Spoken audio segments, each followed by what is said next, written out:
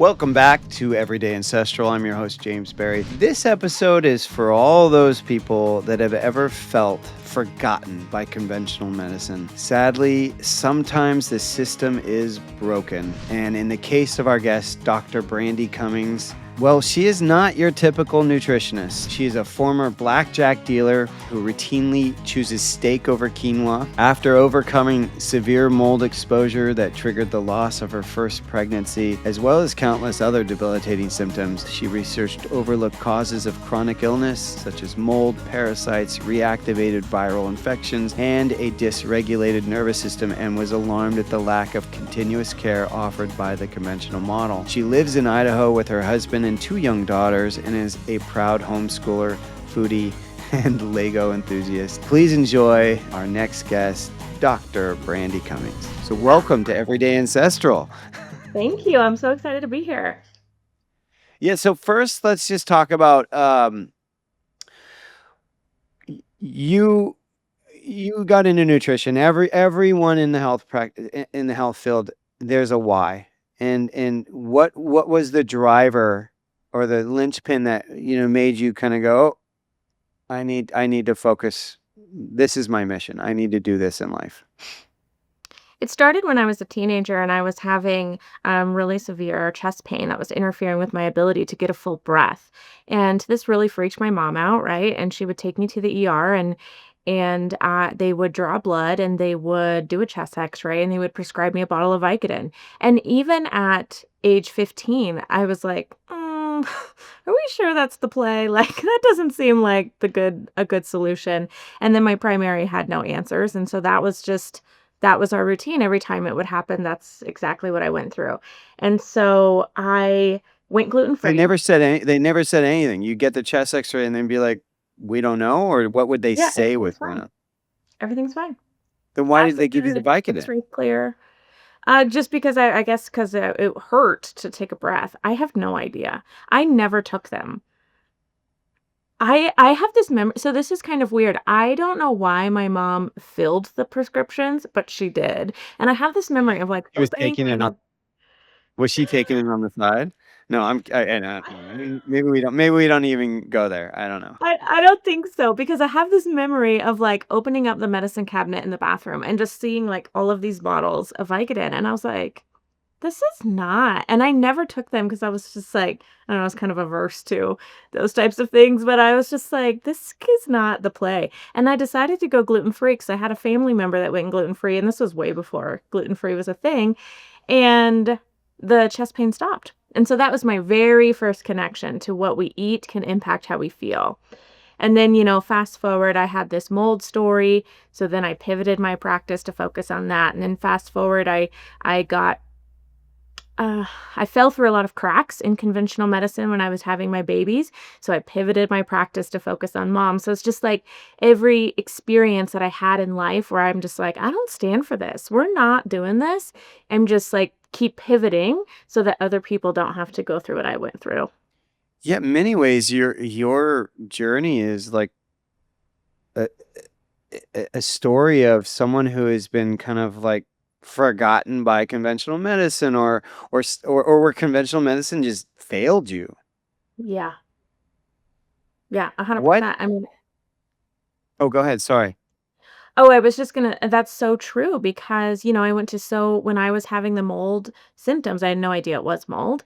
And I was going to so many doctors and I went to the ENT and I got screened for Meniere's disease and I did all the things and nobody had any answers. So wait. Okay.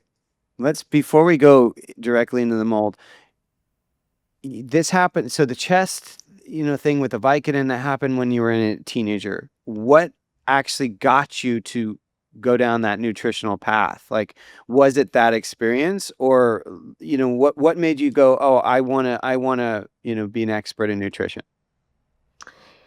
So, what made me try going gluten-free is that I had this family member who was pretty into health and she was doing it just cuz she, I don't know, heard on some podcast that it might be a good idea. Like this was very much before we had gluten-free menus, like it was before all that.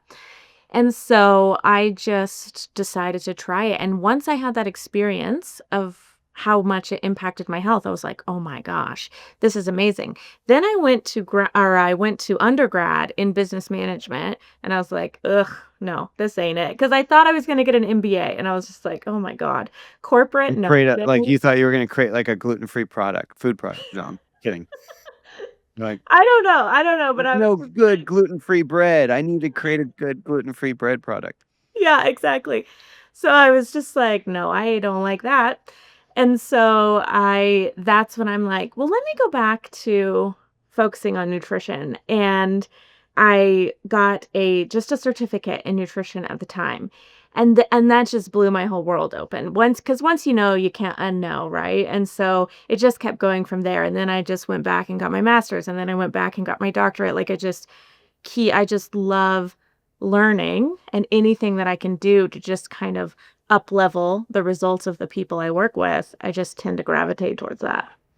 That's incredible. I mean, 'cause you really got dialed in at a very young age. That's really impressive. I feel like I feel like most of the health practitioners I speak with, they kind of came to it maybe a little later, maybe, in their late 20s, early 30s. I don't know, but it sounds like you found it very early on. If is that right? Yeah, I mean, let's see. I finished my undergrad, and so I was like, what, 22 at the time? So yeah, probably mid 20s. Yeah, that's really good. And so here you are, you're you know, as you said, kind of absorbing the nutritional field, getting your doctorate. When did symptoms of the mold come up? Are you now already practicing, or is it in during that period? So I was already practicing, but it was very general. Like I was doing a lot of grocery store tours and kitchen audits and like basic gut health. It was very what I would call like application based, not so much clinical. And so then started I was working at a bank actually, thanks to my my degree in business management. And then I was like, I hate this. So I started teaching nutrition in elementary schools. And the office that we were in, once I started working there, I got real sick real fast.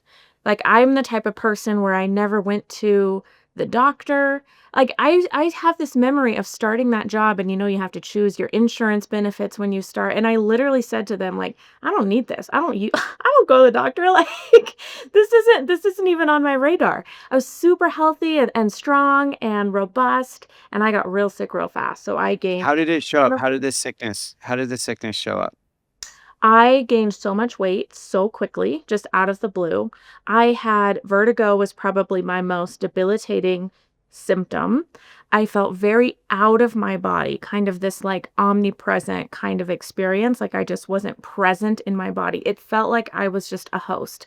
I was alive, but I wasn't living. And then I had what's called erythema nodosum on my shins, which is like these hot, red, hard nodules that are very painful on your shins. And it wasn't the first time I had that symptom. I had that as a reaction much earlier to birth control before. So I knew something was up with my hormones because I'm like, uh-oh, I have this again, but I'm not on birth control. So what's up? So I knew something was up with my hormones, and I was having vision issues and just high anxiety. And I had to miss so much work, and it just progressively got worse. I got to a point where I couldn't shower myself, and I was missing so much work, and I was just anxious all the time. I mean, it got to a point where I came to a crossroads, and I was like, okay, I either have to get better or I need to like transition off of this earth because I cannot do this for one more second. And I also suffered a miscarriage during that time. Now, at this point though, are you even connecting it to the workplace, or are you more just thinking, "Oh, I'm aging, like, did you make any connections at this point to where what could have been the catalyst for these symptoms? I'm not even talking about connections of what is the underlying issue behind all these symptoms. I'm just saying like, "Oh, this started happening when I started working here." Had you made that connection yet? I did, and I didn't know what it was. The only thing I thought was, working at the bank was stressful. So maybe now that I'm not doing that, maybe my body is just like finally releasing and like revolting from what I just put it through from working at that awful job. But I didn't make an environmental connection until I found the right practitioner to help me identify what was going on. So what initially, so you have all these symptoms going on. So what, can you walk us through kind of the peeling of the onion around how you working with this practitioner, how you figured it out that it was mold? Because I think that the actual step-by-step play of this is really important because most people right now might have mold toxicity. They're going to a practitioner, maybe they've gone to many, and they still haven't figured out, oh, they should have been tested for this and it would have shown up on the test, right? They're still not going down that path. So that's why I'm hoping the more granular we can be, Yeah. it might, educate someone on that they don't have to follow in your footsteps, that they can go straight to the mold toxicity test.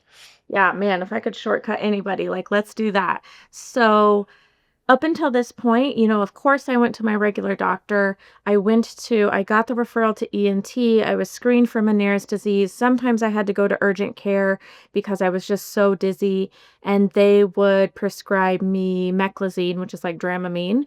I did the Epley maneuvers, because sometimes, like if the crystals in your neck are off, that can cause vertigo. So they prescribed me these Epley maneuvers that I could do to kind of like readjust it's essentially like a level, right, in your brain, keeping your equilibrium straight.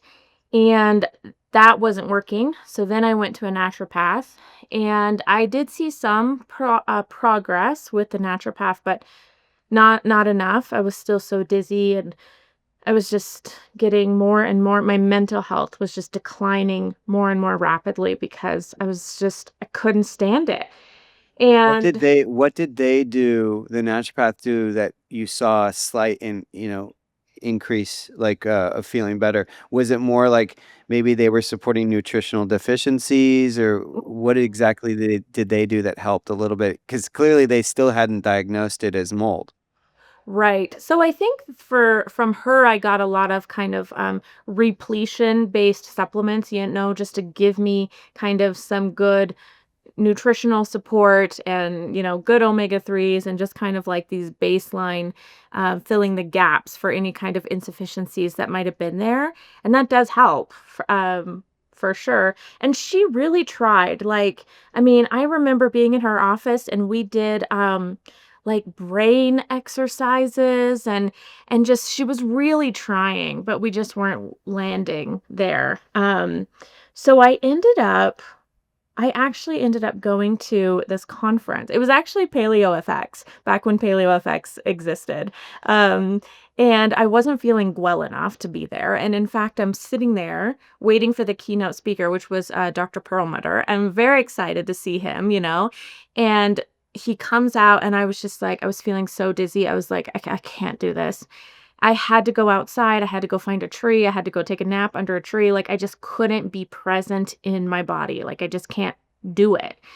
And so, but at that conference, I met this practitioner that was just the biggest breath of fresh air, because he really saved me. He really pulled me out of a dark spot, and his angle of expertise is really around genomics.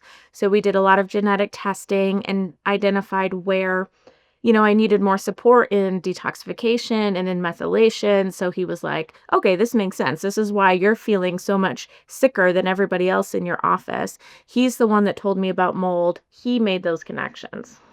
And at that point, did you actually get tested? Yeah. For mold, you And mean? Yeah. yeah. And Mhm. and it was a myotoxin test, correct? Mycotoxins. Yep. Mycotoxin. Urinary mycotoxins. Yep. Yeah. And so now you get that, now you have that diagnosis. Now you're like, okay. So the repair work though is daunting around mold. I mean, extremely daunting, right? Can you walk us through even the first steps? So obviously, well, you already mentioned like detoxification pathways, making sure that those are working properly. What is that, other than taking specific supplements, what does that look like? Are you like doing saunas? Are you doing, um, light therapies? What does that look like to kind of make sure that your elimination pathways are open? Yeah, so first I had to quit my job, right? I mean, thankfully it was at my job and not in my home, so I still had a safe space at home, and so I had to quit my job. At the time, we were not in a financial situation for me to do that, but I had no choice. Like, I mean, remember, I felt like this was literally life or death. So I had to quit my job, and that was the first step in just reducing exposure. And then How very did you? specific. I'm sorry to interrupt you, but how did you actually at that point know? Oh, it's definitely coming from work, Oh, because I'm sure there was some kind of doubt. Well, wait, is it our home? Because that's the thing. People get diagnosed and you don't know where the source is or when. It could have been a home you had 5 years ago, right? You just don't know. that's So how right. did you know? So once I figured out that I had a mycotoxin issue, the building that we were in was actually registered as a historic building because it was over 100 years old. So it was very old, and we had a lot of our supplies that we used to take to the elementary schools to teach nutrition stored in our basement. So I went down there one day to get the bin that I needed for that day's classes, and now I'm just like more aware, right? Before I just whatever walked right by things, and I just see like all of this black mold down in the basement. And I was like, oh my gosh, that's it. That's why I got so sick when I started working here. It's right there in front of me. And I talked to them about it and I showed them my test results. They did nothing about it. So I had to leave. Were they like, we're not interested, or did they just still not believe it? They didn't believe it. They're like, the whole building would be sick. Interesting. Okay. Yeah. Yeah, and so now, okay, so now there's that, oh, why is it me? Why isn't everyone else showing symptoms? And they're then mirroring that back to you of like, well, you're crazy, right? Because that is part of this. You're already feeling high anxiety from the toxicity, and now you're being mirrored back like, well, it's you, it's not us. Right. So I think that's a really important part of this process of that when you get, assessed or diagnosed with this, that you can't expect everyone just to fall in line. Right.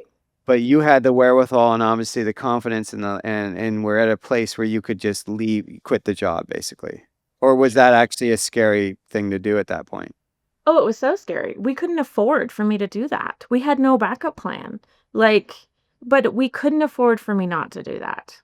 Like I couldn't shower myself. Like, so we just got to a point where our backs were against the wall and we just went all in. Wow. Yeah. Yeah, that's intense. It was That so is, intense. Yeah. and And yet, also right around the time I left is also when I had my miscarriage. And so just talk about intense, right? Just like adding another layer of intensity onto that. It was a super dark time for many different angles and reasons. yeah, I mean, talk about the ground being pulled from under you, right? Yeah. Physically, uh emotionally from the miscarriage, and then just like financially. So how did you what what were your next steps? I mean, it sounds like though your partner, your husband was really like supportive, and maybe that union helped a lot. Is that true? Oh my gosh. He is relentlessly supportive of me then and now and always. Like, I am always in awe of him just being in my corner, no questions asked, always. And thank goodness, because not just this situation, but just other just life things. And to have that person in your corner is such a gift that I don't take for granted. Yeah, I have to imagine that this is an important piece for people to be aware of, is that a lot of times when we get diagnosed with anything, there is a moment of feeling very alone with it, right? Yeah. Like, this is my problem, it's not anyone else's. There's probably this whole stage of grief around it, and I imagine it's not only feeling alone, but then also feeling like, well, I have to do this. I have to muscle through this and make it work. and that sometimes that's not even physically or emotionally possible because you're so sick. Right. But then two, that's not actually the best path forward. That if anything, uh, the more ancestral way, sticking with the everyday ancestral theme, is to actually lean in to community, lean into your tribe, Yeah, because that is more human than going alone. The people that went alone ancestrally died, that's right. right? So please continue sharing though. Like, then how did you guys kind of find your way out of this dark spot? Yeah. So once I found that practitioner at the conference, him and I had a 3-hour initial consult. And I was just like, for the first time, really in my whole life, that was the first experience I had with a practitioner who was listening, who was really listening and caring about what I said and who believed me. Um, not only was I constantly brushed off about all the mold symptoms, but also I'll just share this story. When I was experiencing the miscarriage, I went to the ER, or not the ER, the urgent care, because I didn't know what was going on, right? And to this day, the nurse is taking my vitals, and to this day, I can hear the sound of the palm of the doctor bursting through the door, and is like, no, no, no, no, no. What are you doing here? There's nothing we can do to help you. You have to leave. And I just sat in shock. Like I was just like, I'm so confused. All of these motions, like I don't know what's happening in my body. Not a single question, not like digging deeper, not a hey, my name is Dr. So and so. You might be experiencing this. Here's what you can expect, or nothing. Literally nothing, just kicked me out. And so I left, I got in my car, I'm bawling, right? Because in my head at the time, I was so sick, but I felt like there was a part of me that felt like this baby was going to pull me out of this. Like it was a higher purpose, and now I lost that. And now I have like medical system just literally kicked me out. And so it was so much. So when I had this initial uh, appointment with this practitioner for 3 hours, I left so emotional because I was just like, felt heard for the first time in my life. And so that was amazing. We did the proper testing. We did the genomic testing. We did the mycotoxin testing. And then from there, it was very specific nutrition plan based on my genetics and based on what was going on. And then very specific light optimization plan, like without fail. I did not miss my morning sun. Literally walked in like my bra and underwear because I was trying to have as much like skin showing like around my block. I didn't care. I was at such a low point in my life. I'm like, I got nothing to lose. I don't care. You want me to have as much skin showing? You got it. And so very specific light optimization. Yeah, I was in the sauna every day. And I just went all in. I mean, it wasn't working because I quit my job. So that was my full-time job. And it was just, I just trusted the process. I just did what he said. I just followed his lead. And it was like a light switch. It was like all of a sudden, it wasn't all of a sudden my symptoms went away, but it was like all of a sudden I could feel myself coming back alive. And I was like, oh my gosh, it's like I could literally feel my soul re-entering into my body. And I was like, oh my gosh, this is going to work. This is going to work. And so then, that just gave me what I needed. And I was off to the races, just doing whatever he told me. Wow, that's fantastic. And how long have you been tested, and are you mold free at this point? It's so funny you say that because I just did a test, and I am not. I still have one mycotoxin that is problematic. So what happened was I was feeling so much better. Weight was falling off. Energy was coming back. I was like, oh my gosh, I am so back. And then I got pregnant again. And so once I got pregnant, the heavy duty detoxification work had to stop. And I had that baby. I nursed that baby for almost 3 years. And then I think there was like a 7-month period where off. Then I got pregnant again. Then I had that baby. Then I nursed that baby. So it ended up being like a 7-year time period where honestly I'm just now coming out of, where I can like go back to working on that. So I had to take a big hiatus from that work. That's such an important distinction because yeah, you can't be creating life and then detoxifying, Right. right? It's like they don't go hand in hand. Right. Um, that's incredible, and and kudos to you for while prior to being pregnant, um, you were putting yourself first. Yeah. Right? You were like, I got to leave this job. The focus is like, I'm not going to worry about people seeing my body. I'm going to just, you were already making all these choices that were very pro Brandy, very like Brandy needs to get healthy. Right. Well, clearly, though, Brandy's body had gotten healthy enough where it was like, oh, no, we can now be pregnant.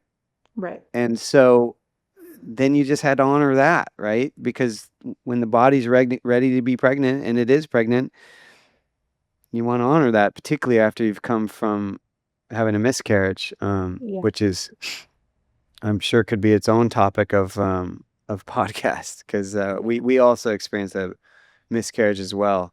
You know what's fascinating about the miscarriage we had? Um, is so there used to be because you used to live in Portland, right? In Oregon? Yeah, I lived in Vancouver, which is right next to Portland. Oh, okay, right near. Okay, so I knew you were in the Northwest, yeah. Um, but basically, there was this intuitive that we had been in our lives for a long time, way before kids and everything. Like when we had first met, I got introduced to her because Margaret knew her, and so every year we would get these like conversations, like birthday conversation gifts for each other, like, oh, well, you get a call with this intuitive. And she was so dialed in, like, she would say stuff that was really I have to this day, I'm like, I don't know how she knew all that stuff, but she did, and, I mean, I'm not even gonna go into it in this episode, but, like, truly, like, when I tell people the story around how she told us how my daughter would get named, um, people get chills, it's crazy. But point being, though, that after the miscarriage, we had a conversation with her many months later, and she was very clear, like, very clear. She said, "This child was not ready to come in, Mhm. but when you get pregnant, you will get pregnant again, and it will be the same spirit." It was really fascinating. Oh my gosh. Yeah, right? I mean, so whether it's like whether like when I hear these kind of things, I don't hold tightly of whether it's true or not, but what I really take in is how does that make me feel and does that help me take the next step? And it was really powerful for us to be have that shared with us. That's amazing. That's incredible. I do have chills. Mm. But so now what's fascinating though is that you're going through this health process yourself, but you're also probably you're helping other people at the during this time as well, right? So how did this journey with mold with child, going through the childbirth yourself with multiple kids, like how did that then start to shape your own practice and how you work with people? Yeah, so when I got pregnant that second time with my first daughter, I was in my master's program. And I going through that process of being pregnant with her, it was so the gaps in support in the standard of care were so obvious to me. I was just like, "Oh my gosh, I can't believe that we have all these gaps in support." Like, for example, like when I got pregnant, I called my doctor to make my first appointment, right? And they're like, "Okay, great. Like, we'll see you at like week 11." And I was like, "No, no, no, no, no. You don't understand. Like, I had a miscarriage. Like, all the neurodevelopment happens in this time. Like, I don't know how to grow a brain. Like, you have to teach me." Like, I just felt so like I didn't know anything, you know? And they're like, "You're fine. We'll see you at week 11." But it was just like examples like that the entire pregnancy where I just felt like I was slipping through the cracks and like not being heard. And just because of the education I was also getting in school at the time, I was like, man, we're really missing the boat. Like, this is a big disconnect here. And I had some negative experiences during her birth that, looking back was really unacceptable. And so when I You kind mean of came out, wait, you mean negative experiences with not internally, you're saying outside, like with the practitioners or the doctors that were yeah. delivering? Is that what you're talking about? Exactly, exactly. Yeah, I tried to give birth at a birth center. I got too tired. I had to transfer to the hospital. I was able to have a vaginal birth there, but just the things that the nurses were saying to me, I was told that breastfeeding was going to be very difficult. On day 2, I was told that breastfeeding had failed and it was time to switch to formula, even though your milk doesn't even come in till like, day 2 or 3. I had I had fractured my tailbone during childbirth, and I had a I had like a henna tattoo on my belly. You know how some women get those henna tattoos? And because I had fractured my tailbone, I couldn't get up and take myself to the bathroom. So the nurse is taking me to the bathroom and she looks at my arm and she's like, "Oh, you must have had a henna tattoo on your arm too." And I was like, "No, that's blood. I've been sitting in blood and afterbirth for 2 days because nobody will help me take a shower." It's just like Wow. it's just an experience like that where it was just like constantly felt like I was just being dismissed and not well cared for. Um, And this I is at a birthing center. This is not This just was at the hospital because I had to okay. transfer to the hospital. Okay, but still, you would think that what you didn't have a midwife or doula that then went with you? Did the people at the birthing center not kind of bridge the gap or anything like that? They went with me to check me in and then they left. My doula stayed with me, but the midwife left. Um, So yeah, Wow. it was a bit rough. I had the doctor that was, like, looking after me. My baby had to have a eye mask on because she had jaundice, so they had to put her on the Billy blanket on the bright light, so they had to have an eye mask. And I remember trying to nurse her and just looking down at this baby with the eye mask on, and I just started crying. It just made me so sad that I couldn't look into her eyes. And the doctor came in and she said to me, if you're this emotional already, you might as well just get on it, antidepressants now. Whoa, what is going on? Yeah, it was just like that, like hit after hit after hit the whole time, the whole like 48 hours I was there. Please tell me the second birth was more supportive and loving. I mean, this sounds like really disappointing and actually aggressive, like kind of like Sure. almost like they have like their hands like just unemotional, like just disconnected. Yeah, that's exactly what it was. It was terrible. And I had my second baby I had at home. It was a home birth. It went perfect. Just went off without a hitch. And it was so interesting because the babies are 4 years apart. And I spent those 4 years thinking and speaking really bad about myself. Like I was weak, like I had failed, like if I had just stayed at the birth center longer, I wouldn't have had to go through that experience. Like if I was just a little bit stronger, I could have done it. And I was very hard on myself.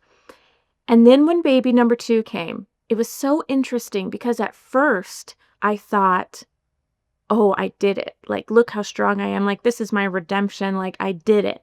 But then as I was reflecting, it was like, "No, no, no, no, no, no.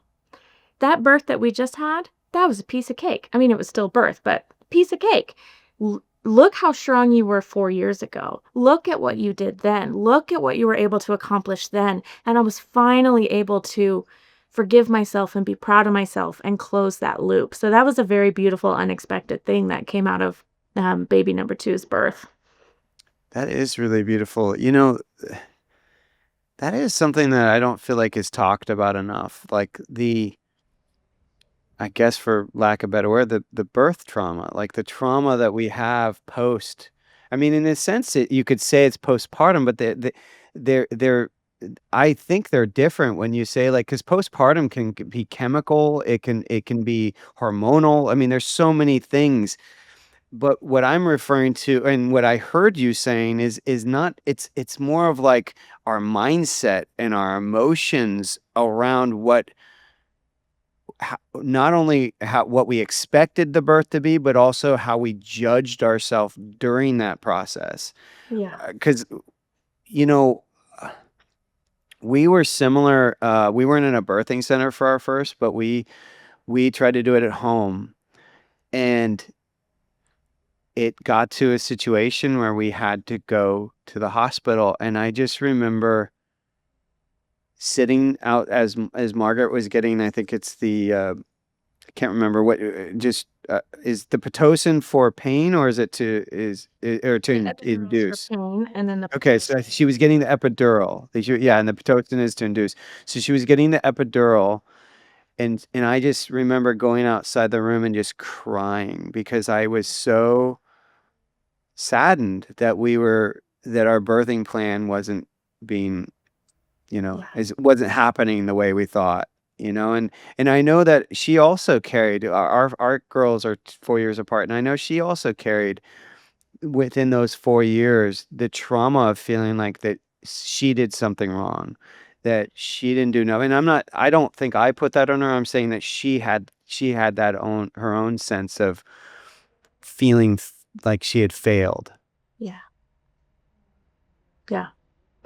It's so true. Like, and I had a family member. I was really struggling with some postpartum anxiety after that first baby, and I had a family member say, "This isn't any harder for you than it is for anybody else." And just totally brushed me off. And so it was just like that whole first experience of like becoming a mother really took a a sharp turn from how I thought it was going to. And so, because I was in my master's program and I had all that experience with baby number 1, once I kind of came out of that, that is when I totally shifted my practice because I was like, I don't stand for this. I don't stand for women being treated like this. I don't stand for women being gaslit. I don't stand for women not being heard. Like I can't just stay idle here. And that's when I totally shifted my practice to help identify and fill these gaps for women, um, because it's not okay to me. Yeah. And now, just to articulate, your practice now does focus a lot on postpartum acknowledgement and health, right? And I imagine you do focus a lot on listening to people through the process and hitting those touch points where the, conventional health industry kind of overlooks. You're if anything giving even more attention and detail. Is that correct? 100%. And as I went through the experience of having baby number 2, and that's when I was doing my doctorate degree. I don't know, there's something weird about like grad school and babies with me. I don't know. But that's when I was working with these moms, and the sentence that I kept hearing was, things have never been the same since I gave birth. I've never been the same since. Like, it was that sentence. I could just heard it over and over and over again, and I couldn't ignore it, right? And so now in my practice, what I really focus on is like, yes, a lot of like immediate postpartum things, but also when kids are older and these moms are having chronic, just unexplained symptoms and told that their labs are fine and everything looks good, and it's just part of being motherhood, or it's just in your head, and nobody's like zooming out and connecting those dots for them, or looking back at the timeline to see like, oh yeah, birth was kind of the catalyst for all of these things to happen downstream. And so I'm really helping to connect those dots for them and find those answers so that they don't have to, excuse me, so that they don't have to just plan their days around how they feel and not be able to just be fully present with their kids while they're still kids, because my gosh, it flies by so fast. What? Yeah, absolutely. What? It's such an interesting comment to hear so often. What have you found? I'm sure it's different for everyone, but what is the predominant issue For why of symptoms start after birth? where that you said you were hearing from women in your practice similar comments over and over, and so what is the while I'm sure it's different for each one, there must be an overlying kind of, common ground. And I'm just curious, what is it? Like, why were you hearing that so often? Yeah, it's multifactorial for sure. Part of it is because we don't have a village. And so we don't have the support that we're meant to. A lot of us are suffering in silence. We're not being heard. We don't have that sense of community. And we're wearing a lot of hats. We're expected to have the same responsibilities that we did before baby came as after. And it's just a mismatch, kind of ancestrally. And so that's a big part of it. And then another part of it is, a big shift in hormones, obviously, that are affecting that happens after childbirth. And, something that I think that a lot of women aren't aware of, so postpartum autoimmunity is pretty common. It's very common for women to have an autoimmune condition happen after giving birth. One of the reasons for that, or one of the contributors to that, I should say, is because of something called microchimerism, which is like this mixing of blood between mom and baby. And that happens in more profoundly in a C-section birth. And so sometimes that can launch an immune response in mom and can contribute to this. But are moms who have a C-section birth, are they being told this? Are somebody looking out for this? Are they being given an autoimmune screening panel? No. No. No. This is not even a conversation ever. And so there's just things falling through the cracks all the time, And so it's a combination of immune changes, hormone changes, um, lack of support in village. Your sleep schedule literally changes overnight, so that's a part of it too. And so all of these come together and cause problems. And going back to like the mold and the Lyme issue that you brought up earlier, we have bugs inside of us. The bugs are already inside of us, right? The problem is when we have a trigger, which could be childbirth, right? It could be a really stressful event. It could be an infection. It could be something. But when we have a big, excuse me, when we have a big trigger, those bugs can undergo something called pleomorphism, where they're literally changing shape. And now they are like causing problems because they're trying to degrade poison or deal with whatever we're being exposed to. And so that's why a lot of women, maybe they're still living in the same moldy house that they were before they had kids, but now they had kids and now they have these mold symptoms because of all of these changes that happened around that time.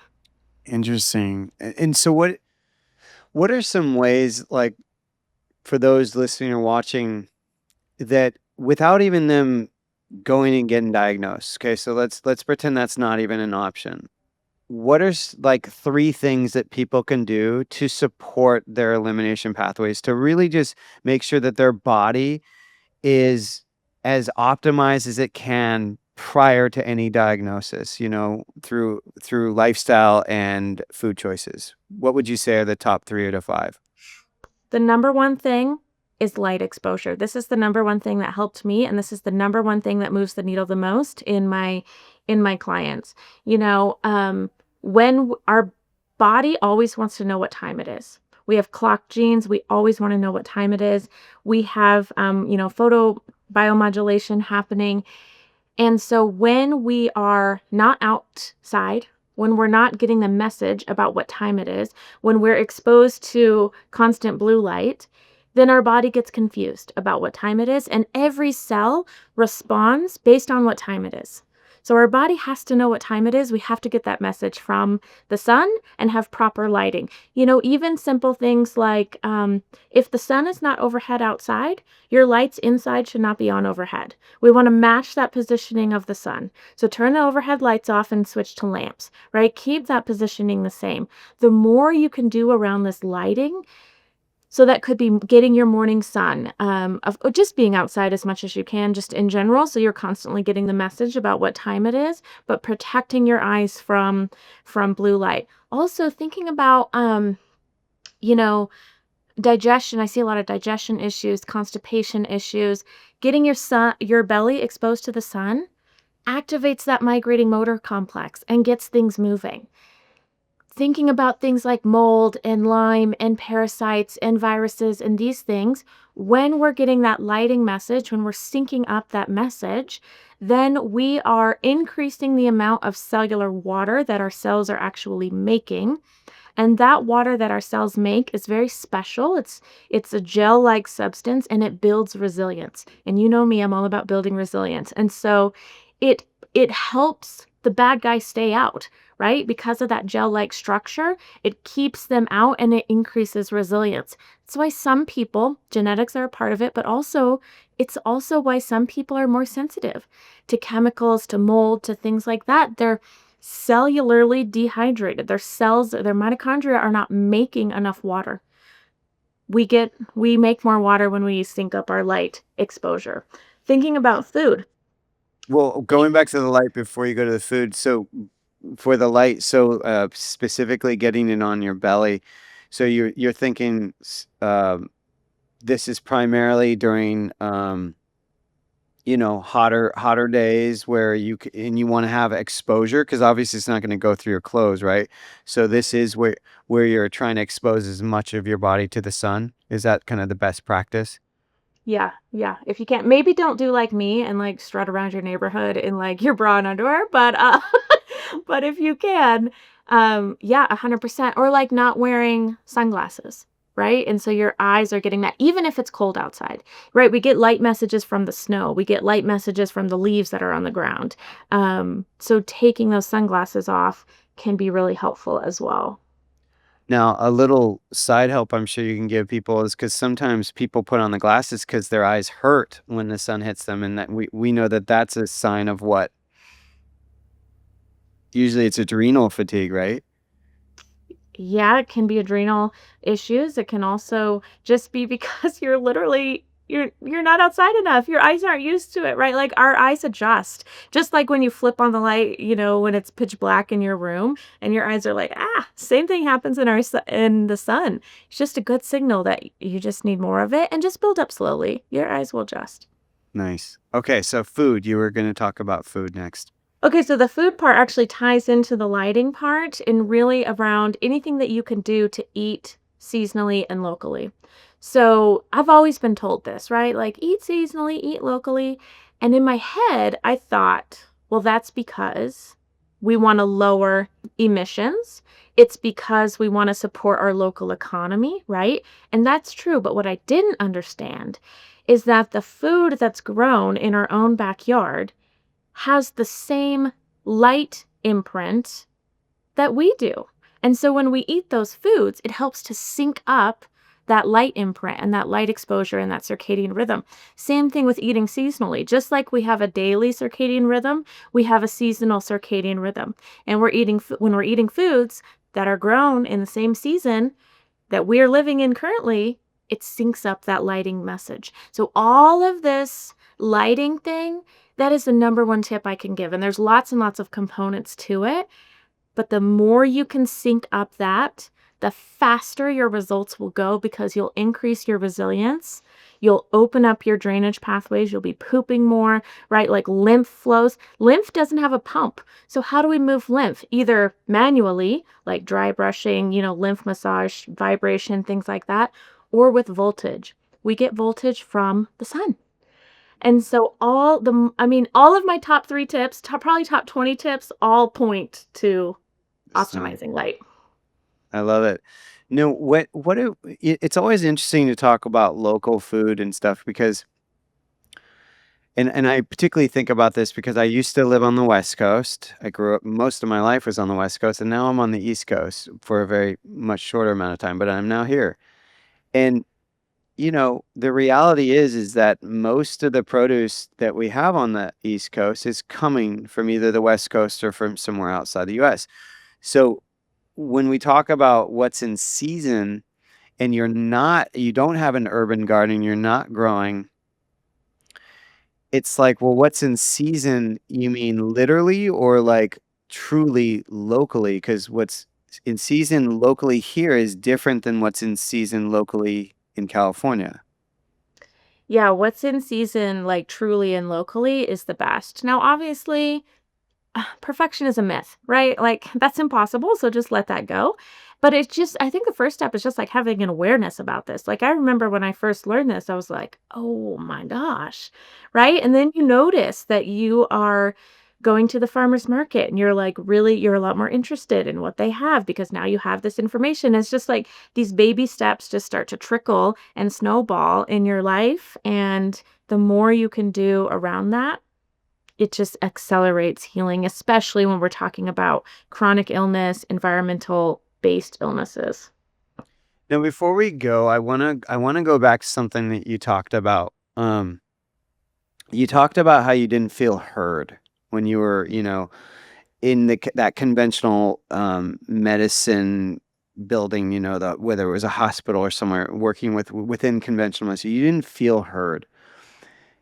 And I think that that's huge. I mean, I think that's a huge issue in general in life I'm even always talking to people when I talk about customer service because I've had a lot of experience in my careers supporting customer service. And I'm always kind of educating people. I'm like, what are ultimately when you're dealing with any customer service issue, it's that they want to be seen, they want to be heard. That's really it. Like, that is the true crux of what most people want, need in this lifetime.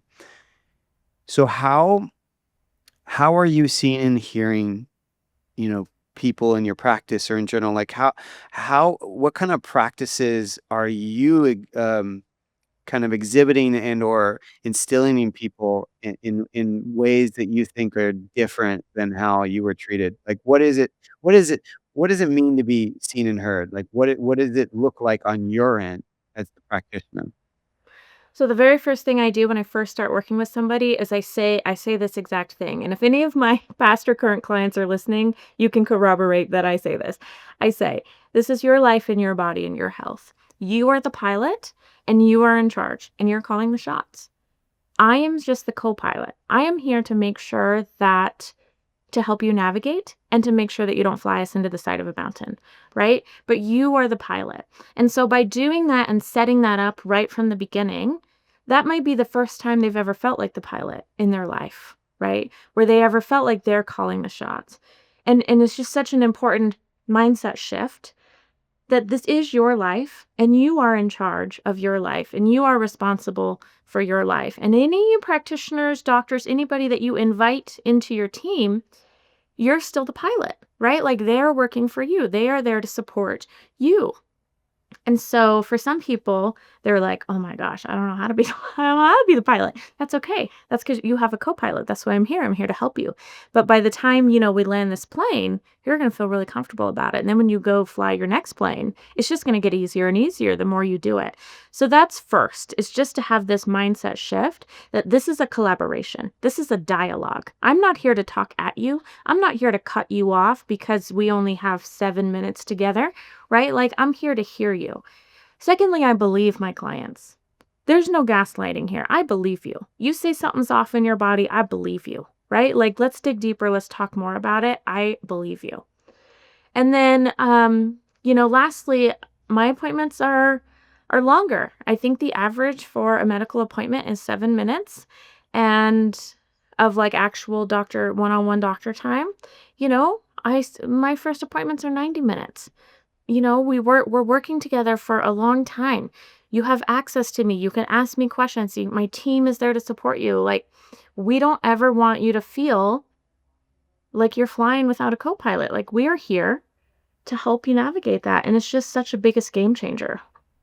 Yeah, that's really wonderful. I have to wonder, do you ever think like this that you kind of went through hell, right? I mean, you had as we talked about in the episode, you went through health crisis, you went through career crisis to a degree, or financial, maybe not career, but financial crisis.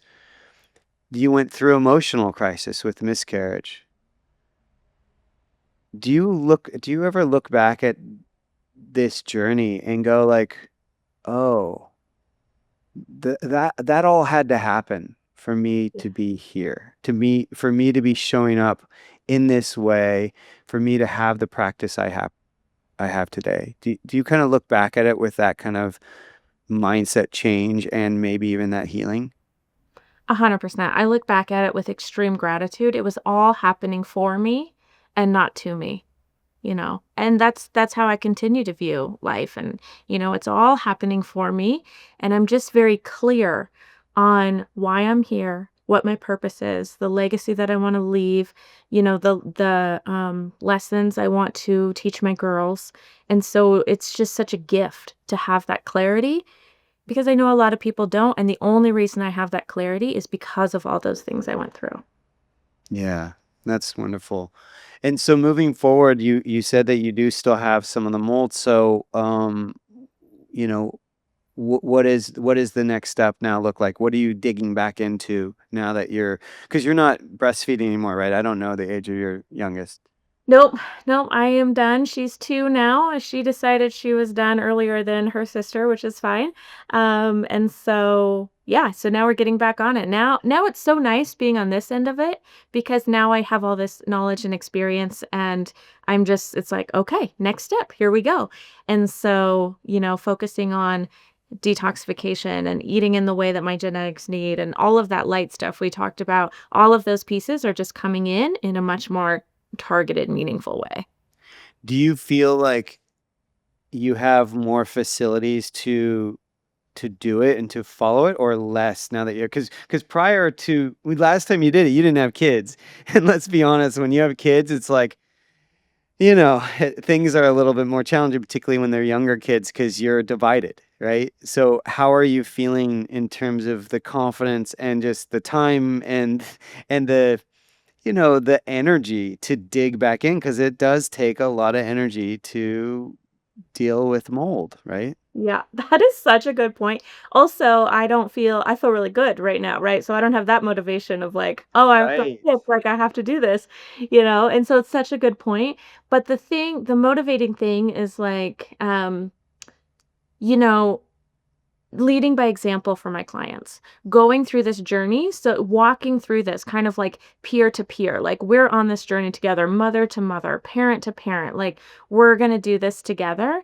Like, how can I be over here just brushing all of this off when I have the tests, I have this knowledge, and also like ask my clients to prioritize this. And so it's just a matter of holding myself to those same standards that I hold my clients to. Yeah, I think that's really important, like being mindful of the fact that we are not only models to our children as parents, but we're models to the people that are purchasing our products or who we're practitioners to, or whatever we may be doing, but we are models to, we're models to those around us, but the importance of integrity, Yeah. and putting value on that integrity is sometimes one of the best things we can do to take that next step. Well, thank you so much, Dr. Brandy, for joining me today and for joining everyone on the podcast that's listening and watching. How can people kind of learn more about you and maybe they're inspired to even work with you? Do you see people virtually or do you have to be in person? Can you talk about that? I do see people virtually. My website is resilientmotherhood.health, and that is also my Instagram handle, resilientmotherhood.health. And that's the platform I'm most active on. So I recommend finding me there. Wonderful. Well, thank you again for taking time out of your busy schedule for this. Um, I thank you, and I thank everyone here that's listening or watching this. Thank you for joining us. Please spread the word. We hope you're enjoying the content that we're putting out there. And most of all, just continue to stay curious. That will lead us to our next step. Thank you. Thank you so much. Have a great day. Thank you so much for joining me on Everyday Ancestral. If you enjoyed this episode, hit subscribe so you don't miss the next one. You can find the show notes, links, and resources mentioned at eatpluck.com. That's eatpluck.com. And hey, if you know someone who'd get something out of this, share it with them too. Stay curious, live well, and keep it ancestral.